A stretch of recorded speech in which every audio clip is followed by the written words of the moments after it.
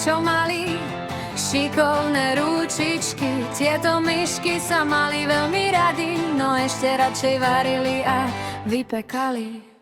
Prvá myška bola kuchárka, mala bielu zasteru a volala sa Jarka. Jarka od rána do večera veľa práce mala. Raňajky, obed, večeru, každý deň chystala. Zeleninu, cestoviny alebo chlebík krájala. Varila svojim jedlom, každého dojala.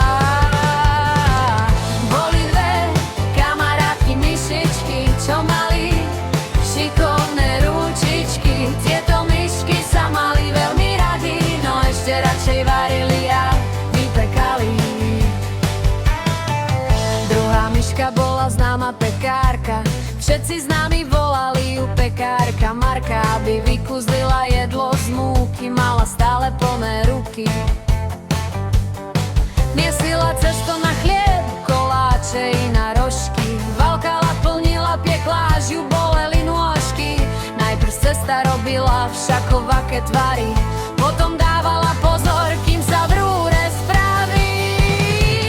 Boli dve kamarátky myšečky, čo mali šikovné ručičky. Tieto myšky sa mali veľmi radi, no ešte radšej varili a vypekali. Nik nebol hladný v ich okolí, všetci zbierali klásky z polí, aby mali myšky robotu aj v nedeľu, aj v sobotu. Myšky výrobky roznášali do domov, plno jedla mali všetci okolo.